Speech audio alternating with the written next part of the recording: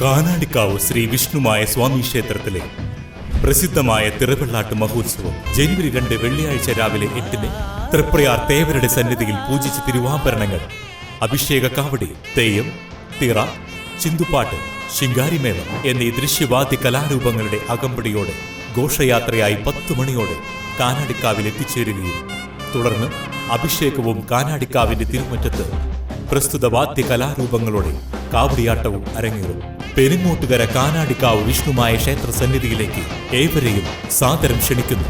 കാനാടിക്കാവ് ശ്രീ വിഷ്ണുമായ സ്വാമി ക്ഷേത്രത്തിലെ തിറവെള്ളാട്ട് മഹോത്സവത്തിന്റെ ഭാഗമായി നടന്ന ആദരണ സന്ധ്യാ സമ്മേളനം മഠാധിപതി ഡോക്ടർ വിഷ്ണു ഭാരതീയ സ്വാമി ഭദ്രദീപം കൊളുത്തി ഉദ്ഘാടനം ചെയ്തു. സത്യം വദ ധർമ്മം ചര, സത്യം പറയണം, ധർമ്മങ്ങൾ ആചരിക്കണം. മനുഷ്യൻ 4 ധർമ്മങ്ങളാണ് ആചരിക്കേണ്ടത്: സത്യം, ദയ, ദാനം, തപസ്. സത്യം പറയണം, കള്ളം പറയരുത്. ദയ, നമ്മുടെ സഹജീവികളോട് ദയ കാണിക്കണം, അവരുടെ വിഷമങ്ങൾ കണ്ടറിയണം. അതുപോലെ തന്നെ ദാനധർമ്മങ്ങൾ ചെയ്യുമ്പോൾ നമ്മൾ കണ്ടറിഞ്ഞ് അവരുടെ വിഷമങ്ങളും ബുദ്ധിമുട്ടുകളും കണ്ടറിഞ്ഞ് ദാനം ചെയ്യണം.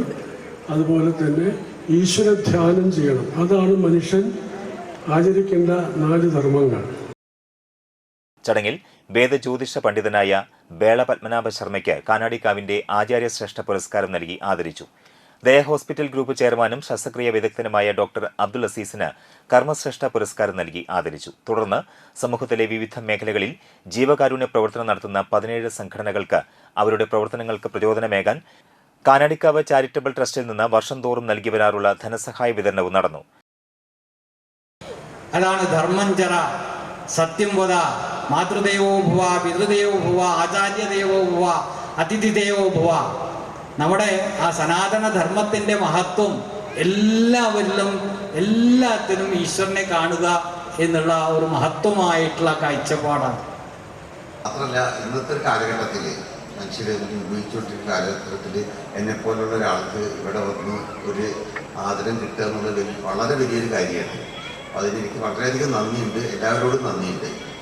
ഈ കാനാടി മഠത്തെക്കുറിച്ച് എനിക്ക് നേരത്തെ അറിയാം. കാരണം ഇതിൽ പല രോഗികളും ഇവരുടെ സഹായം കൊണ്ട് ഞങ്ങളുടെ ആശുപത്രിയിൽ വരാറുണ്ട്, ഞങ്ങൾ വേണ്ട രീതിയിൽ പരിഗണിക്കാറുണ്ട്. അപ്പോൾ കുറേ കാലമായിട്ട് ഏകദേശം ആശുപത്രി തുടങ്ങിയ അന്ന് മുതൽ തന്നെ ഇവരുടെ സഹായം ഞങ്ങൾക്ക് ഉണ്ടായിട്ടുണ്ട്. പല രോഗികളെയും സഹായിക്കാൻ, ഡയാലിസിസ് പേഷ്യൻസ് പ്രത്യേകിച്ച്. അതിൽ ഇങ്ങനത്തെ കാരുണ്യ പ്രവർത്തനങ്ങൾ വളരെ വിപുലമായി നടത്തുന്നതിലും ഞങ്ങൾക്ക് വളരെയധികം സന്തോഷമുണ്ട്. താന്യം പഞ്ചായത്ത് പരിധിയിൽ കിഡ്നി ക്യാൻസർ അസുഖങ്ങളിൽ പ്രയാസം അനുഭവിക്കുന്ന പാവപ്പെട്ട കുടുംബങ്ങൾക്ക് മാസം തോറും നൽകി വരുന്ന ഭക്ഷ്യധാന്യ കിറ്റ് വിതരണം നടന്നു.